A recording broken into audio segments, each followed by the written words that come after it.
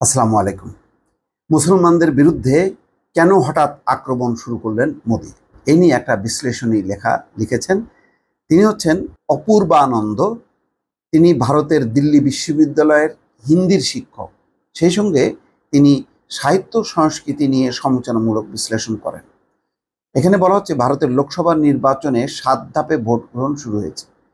এবারের নির্বাচনে প্রধানমন্ত্রী নরেন্দ্র মোদী ও তার দল বিজেপির প্রচার কৌশল, মুসলিম বিদ্বেষ এবং ভোটারদের বিভাজন সহ নানা বিষয়ে আল জাজিরায় গত 24শে এপ্রিল এই বিশ্লেষণমূলক লেখা লিখেছেন অপূর্বানন্দ, এবং তার মধ্যে একটা খুবই গুরুত্বপূর্ণ বক্তব্য দিয়েছেন যে মোদি স্পষ্টত একটা বিপজ্জনক খেলায় মেতেছেন। কি সেই খেলাটা হচ্ছে যে তিনি নির্বাচনকে হিন্দু মুসলমানদের লড়াইয়ের রূপ দেওয়ার চেষ্টা করছেন। অর্থাৎ এই নির্বাচনটা হচ্ছে হিন্দুদের আধিপত্য বিস্তার, হিন্দুদের রক্ষা করার একটা লড়াই। মানে এমন একটা ধারণা যে হিন্দুরা খুব বিপদগ্রস্ত, হিন্দুরা যদি এই নির্বাচনী লড়াইয়ে যদি না জেতে তাহলে তাদের অস্তিত্ব বিপন্ন হবে। আর সেই অস্তিত্ব বিপন্ন করবে কারা? অস্তিত্ব বিপন্ন করবে হচ্ছে কংগ্রেস। ওই দেশেরই একটি দল কংগ্রেস, সে নাকি মানে হিন্দুদের অস্তিত্ব বিলুপ্ত করবে, এরকম একটি ধারণা প্রতিষ্ঠিত করছে। অর্থাৎ সাম্প্রদায়িক দাঙ্গা হাঙ্গামার বা বিবাদ বিসম্বাদের যত রকম উপাদান এবার খেলা খেলছেন নরেন্দ্র মোদী। শুধু মোদী না, মোদীর সাথে সাথে তার দলের বিজেপির নেতারা মোটামুটি প্রত্যেকেই এই একই মনোভাব পোষণ করেন এবং একই বক্তব্য দিয়ে চলেছেন অব্যাহতভাবে। তিনি অর্থাৎ নরেন্দ্র মোদী শুধুমাত্র হিন্দুদের বিজেপি ভোটার হিসেবে বিবেচনা করছেন। অর্থাৎ তার আর কোনো ভোট দরকার নেই, শুধু হিন্দুদের যদি ভোট নিরঙ্কুশভাবে পায় তাহলেই সে খুশি এবং তাতেই সে বিপুলভাবে জয়ী হবে। তো এটা আলটিমেটলি একটা বিপজ্জনক সেই বিশ্লেষণটা করেছেন অপূর্বানন্দ। এখানে বলা হচ্ছে যে ভারতের এবারের লোকসভা নির্বাচনে 7 দফায় ভোট গ্রহণ হচ্ছে।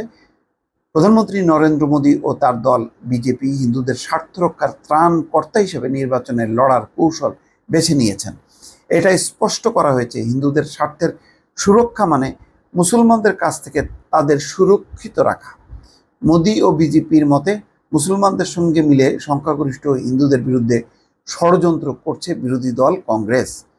এর প্রধান উদ্দেশ্য হলো হিন্দুদের সম্পদ ও অধিকার কেড়ে নিয়ে মুসলমানদের হাতে তুলে দেওয়া। এই জন্য ভারতীয় ভূখণ্ডে হিন্দুরা বিপদের মুখে রয়েছে। দেখেন কিভাবে একটা বিশাল জনগোষ্ঠীকে উত্তেজিত করা হচ্ছে। নরেন্দ্র মোদী গত রোববার রাজস্থান রাজ্যে একটি নির্বাচনী সমাবেশে বলেছিলেন, যদি বিরোধীরা ক্ষমতা আসে তাহলে তারা হিন্দুদের সম্পত্তি কেড়ে নেবে, যাদের বেশি সন্তান রয়েছে তাদের সেই সম্পত্তি দিয়ে দেবে। স্পষ্টতই মুসলমানদের প্রতি ইঙ্গিত করে এই মন্তব্য করেন মোদী। তিনি মুসলমানদের ভারতীয় ভূখণ্ডে অনুপ্রবেশকারী হিসেবে অভিহিত করেন। কোটি কোটি মুসলমানের বাস ভারতে, সেখানে তাদেরকে অনুপ্রবেশকারী হিসেবে চিহ্নিত করছেন। প্রধানমন্ত্রীর এমন বক্তব্য ভারতের অনেকের মনে ক্ষোভের জন্ম দিয়েছে। মোদীর বক্তব্যকে ঘৃণা ছড়ানোর বক্তব্য হিসেবে উল্লেখ করে ভারত জুড়ে অনেক নাগরিক ও অধিকার সংগঠন তাদের বিরুদ্ধে কঠোর ব্যবস্থা নিতে নির্বাচন কমিশনকে চিঠি দিয়ে আবেদন জানিয়েছে। অধিকার সংগঠন people's union of civil liberties লিখেছেন, প্রকাশ্যে সাম্প্রদায়িক উস্কানি দেওয়ার জন্য নরেন্দ্র মোদীকে নির্বাচনে অযোগ্য ঘোষণা করতে হবে। এত বিতর্ক সমালোচনা মোদীকে দমাতে পারেনি। দুদিন পর গত মঙ্গলবার রাজস্থান রাজ্যে আরেকটি নির্বাচনী সমাবেশে মোদী আবারও বলেন, কংগ্রেস ভারত জুড়ে হিন্দুদের সম্পত্তি হস্তগত করা এবং সেসব নির্ধারিত মানুষের মধ্যে বিতরণ করার ষড়যন্ত্রে মেতেছে।